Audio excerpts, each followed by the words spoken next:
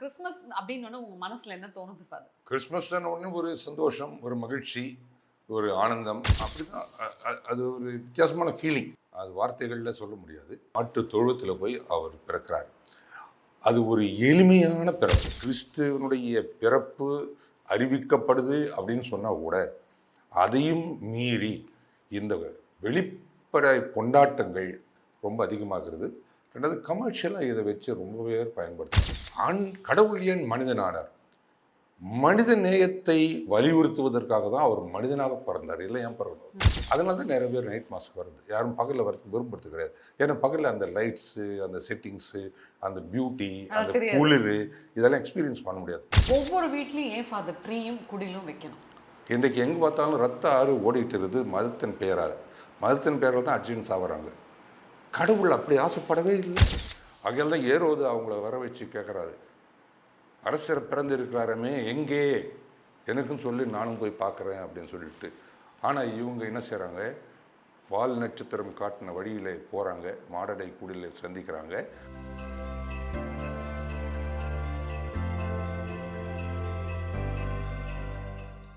GeM TV நேயர்களுக்கு அன்பார்ந்த வணக்கம். இந்த நேர்காணல்ல நம்ம கூட சென்ட் ஆண்டனிஸ் சர்ச் ஆவடியிலேருந்து ஃபாதர் லாரன்ஸ் இருக்காங்க. வணக்கம் ஃபாதர். வணக்கம். எப்படி இருக்கீங்க ஃபாதர்? நல்லா இருக்கம்மா, நீங்கள் எப்படி இருக்கிறீங்க? நல்லா இருக்கேன். உங்களை சந்திச்சதுல மிக்க மகிழ்ச்சி. So 25th Christmas. So Christmas அப்படின்னு உங்கள் மனசில் என்ன தோணுது ஃபாதர்?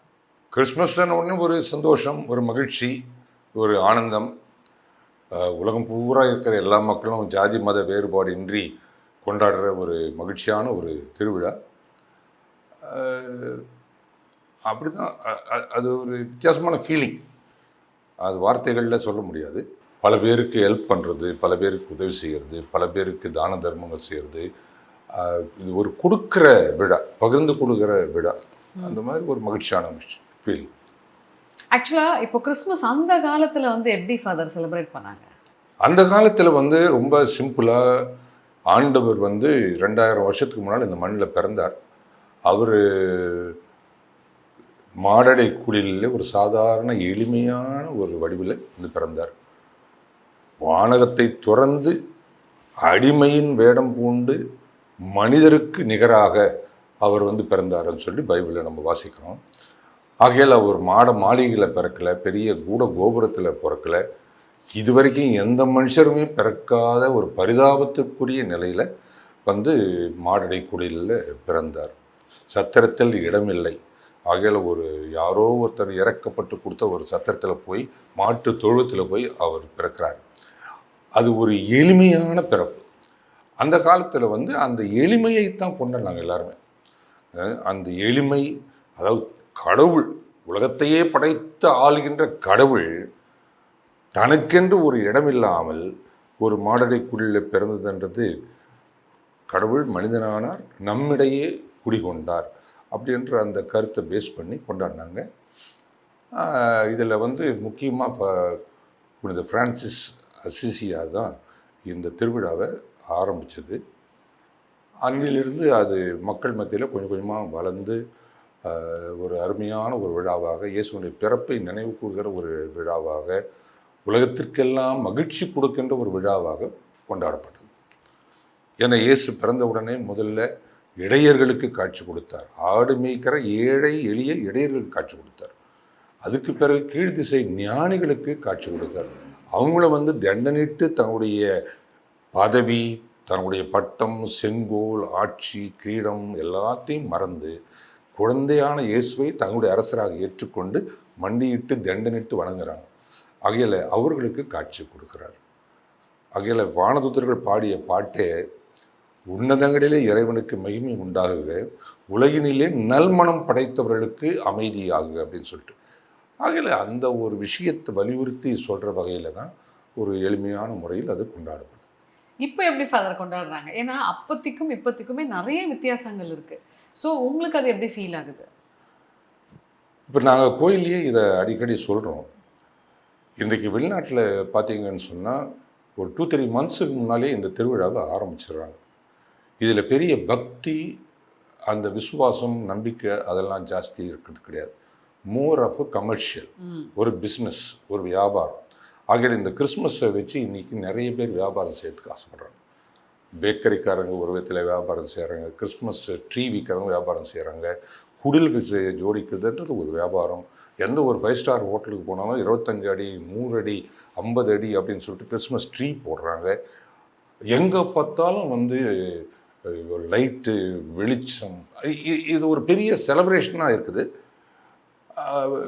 டெஃபினெட்லி கிறிஸ்துவனுடைய பிறப்பு அறிவிக்கப்படுது அப்படின்னு சொன்னால் கூட அதையும் மீறி இந்த வெளிப்படை கொண்டாட்டங்கள் ரொம்ப அதிகமாகிறது.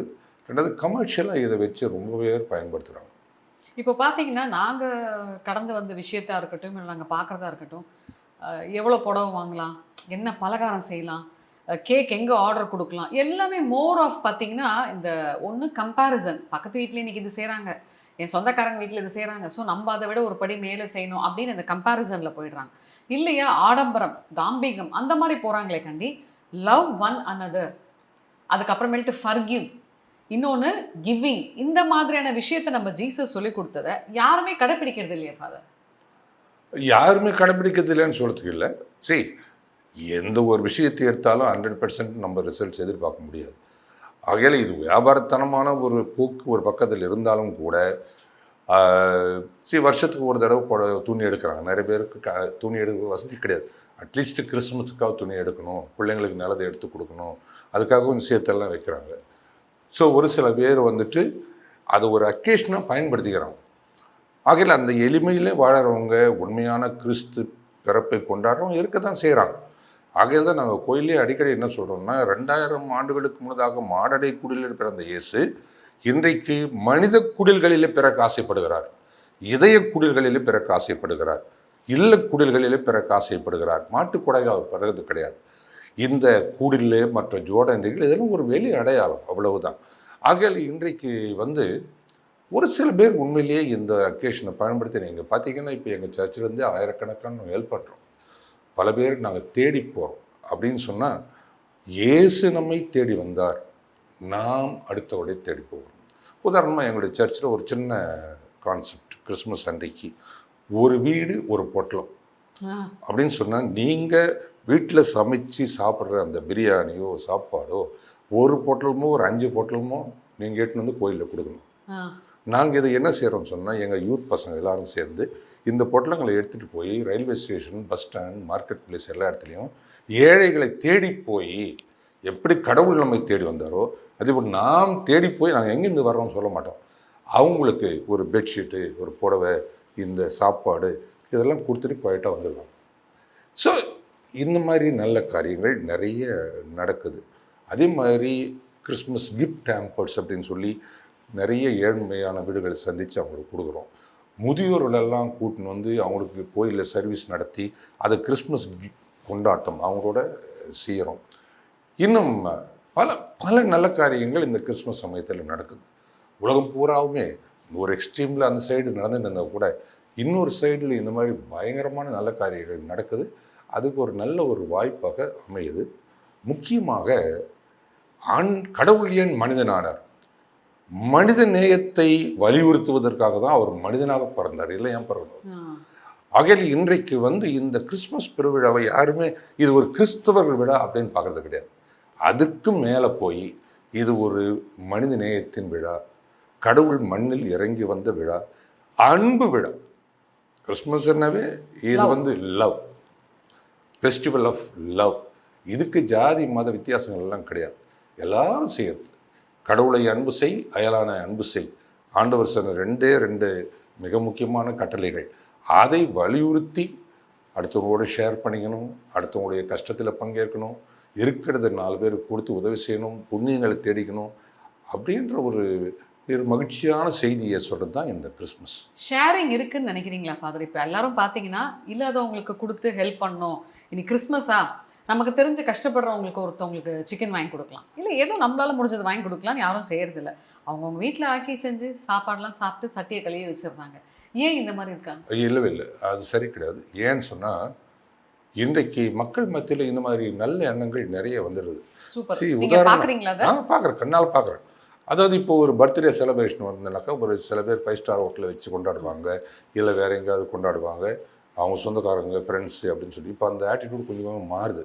எதுக்காக போய் நம்ம அதை செய்யணும், லட்சக்கணக்காக செலவு பண்ணி? அதுக்கு பதிலாக ஒரு ஏழை ஹோமுக்கு போயிட்டு அவங்களுக்கு துணிமணி வாங்கி கொடுப்போம், சாப்பாடு வாங்கி கொடுப்போம், அவங்கள சந்தோஷப்படுத்துவோம், ஒரு டெஸ்டியூட் ஹோமுக்கு போவோம். அப்படி என்ற எண்ணங்கள் இன்றைக்கி வெட்டிங் அனிவர்சரி, பர்த்டே அதெல்லாம் வரும்போது நிறைய வந்துட்டு இருக்குது இன்றைக்கி. அது மட்டும் இல்லாமல் இப்போ பார்த்திங்கன்னா நீங்கள் தீபாவளி பொங்கல்னு வரும்போது நம்ம வாழறது வெறும் கிறிஸ்டின்ஸ் கிடையாது, எல்லா மக்கள் மத்தியிலையும் வாழறோம்.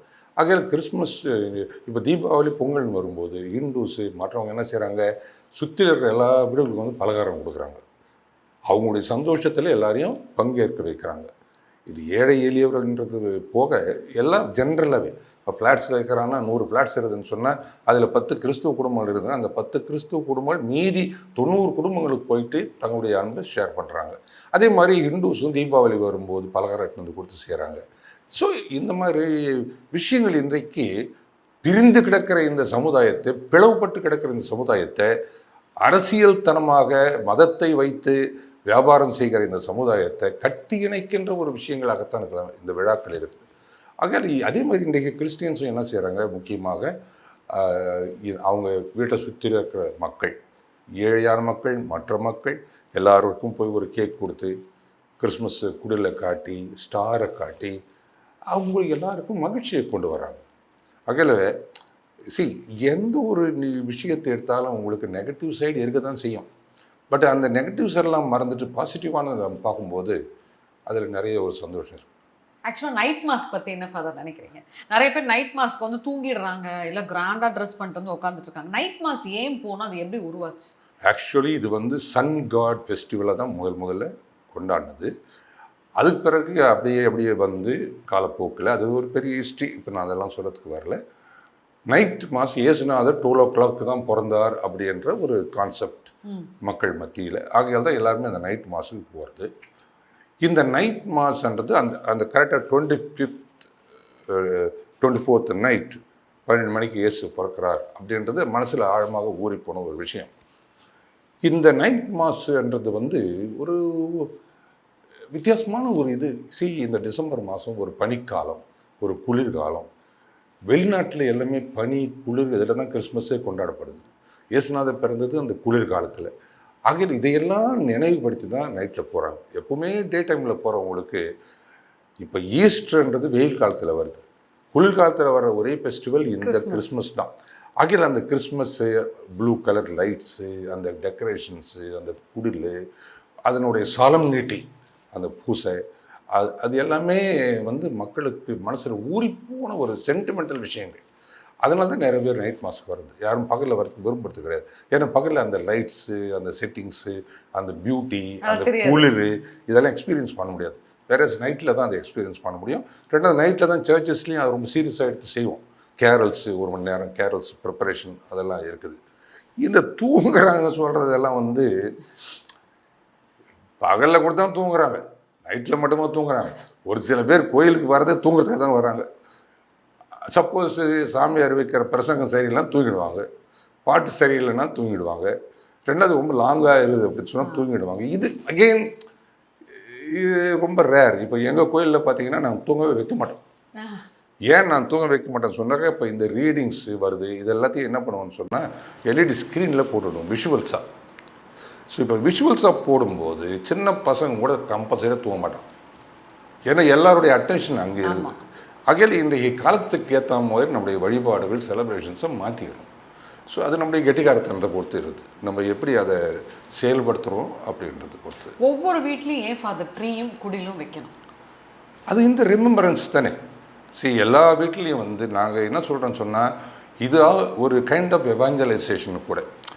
இயேசு பிறந்தார் அப்படின்றது, இப்போ நான் ஏற்கனவே சொன்ன மாதிரி இயேசு நம்முடைய வீடுகளில் பிறக்கணும், நம்முடைய குடும்பங்கள் இதயங்களில் பிறக்கணும் அப்படின்னு நம்ம சொல்கிறோம்.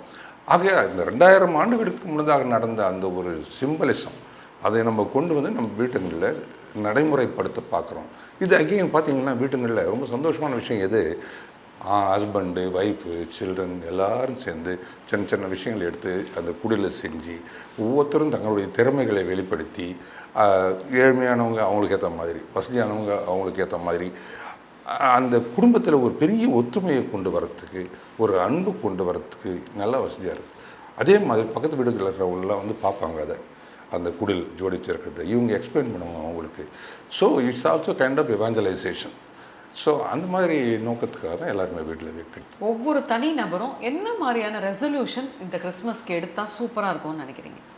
நான் வந்து எப்போவுமே சொல்கிறது மக்களுக்கு, இது வெறும் வெளி ஆடம்பரமாக இருந்த அர்த்தம் கிடையாது. குடில் ஜோடிக்கிறது, கிறிஸ்மஸ் ட்ரீ வைக்கிறது, பெரிய கொண்டாட்டங்கள் நடத்துறது எல்லாம் ஃபைன். பட் இதெல்லாம் நம்ம எதை நோக்கி நம்மளை கொண்டு போகணும்? இயேசுனுடைய அந்த எளிமை, இயேசுனுடைய அந்த கீழ்ப்படிதல், இயேசுனுடைய கடவுளுடைய சித்தத்திற்கு கீழ்ப்படிந்து நடந்தார் அப்படின்னு சொல்கிறோம்னா, சிலுவை மரணம் மட்டும் தன்னை அவர் கீழ்ப்படுத்தி கொண்டார். ஆகையால் இயேசுனுடைய இந்த பண்புகள் எல்லாம் நமக்கு வர்றதுக்காக தான் இந்த திருவிழா. முக்கியமாக இந்த காலகட்டத்தில் மனித நேயம் செத்துப்போய் கொண்டு இருக்கிற இந்த காலகட்டத்தில் மனிதர்களை மதிப்பதற்கு கற்றுக்கொள்ள வேண்டும். ஜாதி மத மதங்களுக்கு அப்பாற்பட்டு நான் சொல்லுவேன் அடிக்கடி, உலகத்திலேயே தலை சிறந்த மதம் மனித மதம். மற்றதெல்லாம் அதுக்கு பிறகு தான். ஒரு மதத்தினுடைய நோக்கம் என்ன? மனுஷனை மாற்றத்துக்கு தான். நீ வந்து அடிச்சுன்னு சாவறதுக்கு கிடையாது. இன்றைக்கு எங்கே பார்த்தாலும் ரத்த ஆறு ஓடிட்டு இருக்குது மதத்தின் பெயரால். மதத்தின் பெயரால் தான் அடிச்சுன்னு சாவறாங்க. கடவுள் அப்படி ஆசைப்படவே இல்லை. ஆடு மாடு இதில் காட்டில் இருக்கிற விலங்குகளெல்லாம் ஒத்துமையாக இருக்குது. ஒரு ஓனாயும் சிறுத்தையும் புலியும் சிங்கமும் ஒன்றா படுத்து தூங்குது. 5 அறிவு படைத்த இந்த மிருகங்களுக்கு இருக்கிற அந்த ஒற்றுமை, அன்பு, பாசம் கூட இன்றைக்கு மனித சமுதாயத்தில் இல்லாத போயிடுச்சு. எங்கே பார்த்தாலும் புழு பூச்சிக்களை போல மனிதர்கள் செத்து கொண்டு இருக்கிறார்கள். எத்தனை விதமான சண்டைகள், சச்சரவுகள், நாடுகளுக்கிடையே இருக்கிற அமைதி இல்லாத ஒரு சூழ்நிலை. இன்றைக்கி டிஃபென்ஸ்க்காக தான் உலகமே காசு செலவு பண்ணிட்டு இருக்கிறாங்க. எத்தனை மக்கள் கோடிக்கணக்கான பசியும் பட்டினியும் நிர்வாணத்திலையும் சாவறாங்க. அவங்கள பற்றி கவனிக்கிறதுக்கு ஆட்கள் கிடையாது. ஸோ இந்த நிலை மாறணும் அப்படின்றது தான் நம்முடைய ஆசை. கடவுள் ஆசைப்பட்டது அதுதான். ஒரே மந்தையும் ஒரே மேய்ப்பனும் உருவாக வேண்டும் என்று சொன்னார். அதே ஆண்டவர் தான் சொன்னார், சின்னஞ்சிறிய இவர்களுக்கு நீங்கள் செய்வதையெல்லாம் எனக்கே செய்தீர். நான் பசியாயிருந்தேன் உண்ண கொடுத்தீர்கள், தாகமாயிருந்தேன் குடிக்க கொடுத்தீர்கள், ஆடையின்றி இருந்தேன் உடுத்தினீர்கள், நோய்வாய்ப்பட்டிருந்தேன் வந்து சந்தித்தீர்கள், சிறைச்சாலையில் இருந்து என்னை விசாரித்தீர்கள். ஆகையால் சின்னஞ்சிறி இவர்களுக்கு நீங்கள் செய்வதையெல்லாம் எனக்கே செய்தீர்கள் அப்படின்னு சொல்கிறார். ஆகையால் மனுஷனுக்கு செய்கிறது கடவுளுக்கு செய்கிறது சமம். அன்னை தெரசா அதுதான் சொல்கிறாங்க, 2 கைகளை குவித்து கடவுளை தொழுவதை விட தெருவில் விழுந்து கிடக்கிற ஒரு மனிதனை தொட்டு தூக்கி அவனுக்கு உதவி செய்வது சிறந்தது அப்படின்னு சொல்லிட்டு. ஆகையால் இன்றைக்கு இதைத்தான் நாங்கள் இந்த கிறிஸ்மஸ் சமயத்தில் அதிகமாக வலியுறுத்தி கொண்டிருக்கிறோம். So Joy to the world அப்படின்னு சொல்லிட்டு அருமையான ஒரு பாடல். இந்த பாட்டை நீங்கள் பார்த்தீங்கன்னாக்கா, ஒரு சர் ஐசக் ஸ்காட் அப்படின்னு சொல்கிற ஒரு மனிதர் நோய்வாய்ப்பட்டு கிடக்கிறார். சின்ன வயசுலேருந்தே அவர் நோய்வாய்ப்பட்டு கிடக்கிறார். பல நாட்கள் அவருடைய காலம் பூராவே ஒரு நோயாளி தான். படுத்த படுக்கையாக கிடக்கிறார். கடைசி காலத்தில் ரொம்ப மோசமாக இருக்கிறாரு. அப்படி இருக்கும்போது அவர் பாட்டு எழுதுகிறார். படுத்த படுக்கையிலிருந்து பாட்டு எழுதுகிறாரு. 720 பாட்டு எழுதுகிறார். அவர் மொத்தம் பாட்டு எழுதி கம்போஸ் பண்ணுறாரு. அதில் அவர் கடைசியாக எழுதின பாட்டு தான் Joy to the world the Lord has come. ஒரு பெட்டில் படுத்து சாவு போகிற நிலையில் இருக்கிற ஒரு மனுஷன் எழுதின பாட்டை பார்த்தீங்களா, அதுதான் இன்றைக்கி உலகம் பூரா பாடிட்டு இருக்குது, ஜாய் டு த வேர்ல்ட். ஆகையால் இயேசுனுடைய பிறப்பினுடைய மைய கருத்தே இந்த உலகத்துக்கு சந்தோஷத்தை கொடுக்கணும், மகிழ்ச்சியை கொடுக்கணும் அப்படின்றது தான். அன்றைக்கு இஸ்ராயேல் மக்கள் வந்து அடிமைத்தனத்தில் இருந்து கஷ்டப்பட்டாங்க. பலவிதமான வேதனைகளை, கொடுமைகளை அவங்க அனுபவித்தாங்க. உறவாட வர வேண்டும் பாலகனே, உன் வரவாலயம் வினை தீரும் பகலவனே அப்படின்னு சொல்லிட்டு அவங்க தினந்தோறும் அழுது வேண்டாங்க. அதுக்கு பிறகுதான் மெசியா வரார், மீட்பர் வரார். எதற்காக வரார்? எளியோர்க்கு நற்செய்தி சொல்லவும், சிறைப்பட்டோருக்கு விடுதலை அளிக்கவும், ஒடுக்கப்பட்டவர்களுக்கு உரிமை வாழ்வை வழங்கவும், ஆண்டவருடைய அருள் தரும் ஆண்டினை அறிவிக்கவும் அப்படின்னு சொல்லி வந்து இயேசு குருடர்களை பார்க்க வைக்கிறார், செவிடர்களை கேட்க வைக்கிறார், செத்த பிணங்களுக்கு உயிர் கொடுக்கிறார், ஊமைகளை பேச வைக்கிறார். அதெல்லாம் செஞ்சு மக்களுக்கு அந்த சந்தோஷத்தை கொடுத்தார். இன்றைக்கு இந்த கிறிஸ்மஸ் நாம் ஒவ்வொருவரும் செய்ய வேண்டியது தான். நம்மிடத்தில் இருக்கிற பிரிவினைகள் அகற்றப்பட வேண்டும், ஏற்றத்தாழ்வுகள் அகற்றப்பட வேண்டும், மனிதநேயமில்லாத இரும்பு இதயங்கள் நுறுக்கப்பட வேண்டும், தசையாலான இதயங்களை மனிதர்கள் இன்றைக்கு உருவாக்கி கொள்ள வேண்டும். எல்லோரையும் சகோதர சகோதரிகளாக பார்க்கிற மனப்பக்குவம் உருவாக வேண்டும். சண்டை சச்சரவு இல்லாத, மேடு பள்ளங்கள் இல்லாத. ஸ்நாபாரில் பிரதான் போதிக்கிறார், விரியன் பாம்பு குட்டிகளே, வரப்போகும் சினத்திற்கு அஞ்சு நடுங்குங்கள். அடிமரத்தில் கோடாலி வைக்கப்பட்டிருக்கிறது, கனிகொடாத மரங்கள் எல்லாம் வெட்டுண்டு தீயில் இடப்படும். மேடுகள் பள்ளங்கள் சமமாக்கப்பட வேண்டும், கோணலானவை நேராக்கப்பட வேண்டும் என்று சொல்லி தான் இயேசுவுக்கு வழியை ஆயத்தம் செய்ய வந்த ஸ்நாபகர் சொன்னார். ஆக இன்றைக்கு சமுதாயத்தில் மேடு பள்ளங்கள் பயங்கரமாக இருக்குது, ஏற்றத்தாழ்வுகள் அதிகமாக இருக்குது. 80% மக்கள் பசி பட்டினி இருக்கிறாங்க, 20% மக்கள் என்ஜாய் பண்ணிட்டுருக்காங்க லைஃப். ஆகையில் இன்றைக்கி உலகம் போகிற போக்கே ஒரு மெட்டீரியலிஸ்டிக் வேர்ல்டு, வியாபாரத்தனமான ஒரு உலகம், சுயநலம் நிறைந்த ஒரு உலகம், அடுத்தவரை பற்றி கவலைப்படாத ஒரு உலகத்தை நாம் பார்த்து நிற்கிறோம். இது டே பை டே இன்னும் மோசமாகிட்டே போகுது. இந்த நிலை மாறி ஆண்டவர் கண்ட கனவு நனவாக வேண்டும். இன்னும் ஒரே ஒரு சந்தேகம் ஃபாதர், இப்போ 3 Kings ஃபீஸ்ட்டுன்னு நம்ம கொண்டாடுறோம் இல்லையா? இப்போ வந்து பார்த்தீங்கன்னா நம்ம குடிலில் வந்து அந்த 3 ராஜாக்களை வைப்போம். அது வந்து எப்போ அந்த குடில் எடுப்பாங்க அப்படின்னு சொல்லி பார்த்தீங்கன்னா, அந்த 3 Kings ஃபீஸ்ட் முடிஞ்சோன்னா அந்த பொங்கல் வச்சு எடுப்பாங்க. எதனால் அந்த 3 Kings ஃபீஸ்ட் வந்துச்சு? அந்த குடில் வந்து எடுக்கிறப்போ ஏன் அவங்களுக்கு பொங்கல் வச்சு எடுக்கணுன்றது ஐதீகமா? அப்படி கிடையாது. ஐதீகம் அப்படின்னு சொல்கிறது, சில விஷயங்கள் வந்து பாரம்பரியமாக செஞ்சுட்டு வர்ற விஷயங்கள், அது எல்லாரும் சேர்த்து கிடையாது. ஒரு சில பேர் 3 ராஜா திருவிழா அப்படின்னு சொல்லுவாங்க. அதே மாதிரி 3 வைஸ் மென் அப்படின்னு சொல்லுவாங்க. ஆகையில் மெஜாய், ஃபீஸ்ட் ஆஃப் த மெஜாய் அப்படின்னு சொல்லுவாங்க. இவங்க யாருன்னா 3 பேரும் கீழ் திசை ஞானிகள்.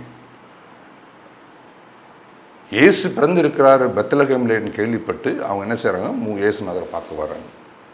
இந்த 3 பேரும் வந்து பெரிய பெரிய ஞானிகளாக இருந்தாலும், பெரிய பெரிய அரசியல் தலைவர்களாக இருந்தாலும், கோடிக்கணக்கான சொத்துக்களுக்கு அதிபதிகளாக இருந்தாலும், மக்களை கட்டி ஆண்ட பெரிய அரசர்களாக இருந்தாலும், அவங்க வந்து தங்களுடைய நிலைமையை உணர்றாங்க. நம்மளது நிலையான அரசு கிடையாது, நாம் உண்மையான அரசர் கிடையாது. உண்மையான அரசர் அந்த மாட்டுக்குடிலில் பிறந்திருக்கிற பாலகன் இயேசுதான் சொல்லிட்டு. ஆகையால் தான் ஏரோது அவங்கள வர வச்சு கேட்குறாரு, அரசர் பிறந்திருக்கிறாரமே எங்கே, எனக்கும் சொல்லி நானும் போய் பார்க்குறேன் அப்படின்னு சொல்லிட்டு. ஆனால் இவங்க என்ன செய்கிறாங்க, வால் நட்சத்திரம் காட்டின வழியில் போகிறாங்க, மாடடை குடியில் சந்திக்கிறாங்க. மாடடை குடியில் சந்திச்சோடனே அந்த ஸ்டார் வேறு திசையில் போகுது, இவங்க வேறு திசையில் போயிடறாங்க, ஏரோது கிட்ட போகல. ஆகையால் தான் ஏரோது என்ன செய்கிறான், 2 வயதுக்கு உட்பட்ட ஆண் குழந்தைகள் எல்லாம் சாவடிக்கிறான். ஸோ இந்த 3 ஞானிகள் நீங்கள் பார்த்தீங்கன்னு சொன்னால் 3 விதமான காணிக்கை பொருட்களை, கிஃப்ட்ஸ் எடுத்துகிட்டு வந்து ஆண்டவர் இயேசுவினுடைய முன்னால் தண்டனிட்டு வணங்கி உடந்தால் படியிட்டு அவரை ஆராதிக்கிறார்கள்.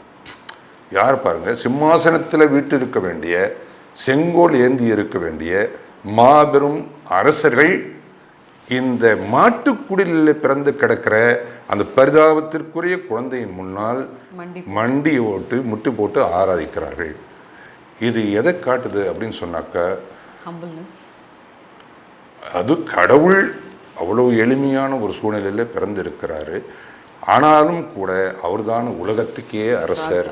நம்மெல்லாம் வந்து நத்திங், இனி ஏற்ப நாளை போகும். இயேசுநாதருடைய அரசுக்கு அழிவே கிடையாது, முடிவே கிடையாது. ஆகையால் தான் இந்த 3 ஞானிகளும் அவர் முன்னால் வந்து தாழ்ச்சியோடு அவங்க முட்டி போடுறாங்க. ஆகையால் இதைத்தான் நாம் வந்து பாரம்பரியமாக கொண்டாடிட்டு வரோம். அன்றைக்கு நிறைய பேர் வந்து அந்த 3 ராஜாக்கள் திருவிழா, இப்போ அந்தோனியார் பொங்கல்னு வைக்கிறாங்க. அதே மாதிரி தான் இதுவும் எல்லா இடத்துலையும் சேர்த்துக்கிட்டு ஒரு சில இடத்துல சேராங்க. ரொம்ப அருமையாக சொன்னீங்க ஃபாதர். அதாவது ஒரு ஒரு குழந்தைங்களுக்கு கூட நீங்கள் சொன்ன இந்த விஷயங்கள் வந்து ரொம்ப ஈஸியாக போய் புரிஞ்சிருக்கோம்னு நினைக்கிறேன். ஸோ நம்ம நிறைய விஷயங்கள் வந்து பேசலாம் ஃபாதர். இப்போ நேரம் இல்லை, வரப்போகிற பதிவுகளில் நம்ம நிறைய பேசலாம் ஃபாதர். நன்றி, ரொம்ப சந்தோஷம். நீங்கள் வந்ததுக்கு ரொம்ப சந்தோஷம். உங்களுடைய ஜெம் டிவி நேயர்களுக்கு என்னுடைய மனமார்ந்த கிறிஸ்மஸ் வாழ்த்துக்களையும் புத்தாண்டு வாழ்த்துக்களையும் தெரிவிக்கிறேன். இந்த அந்தோனியார் திருத்தலத்திலிருந்து சிறப்பாக நான் உங்களுக்காக கிறிஸ்மஸ் இரவும் புத்தாண்டு இரவிலும் ஜெபம் செய்கிறோம், பிரார்த்திக்கிறோம். God bless you all.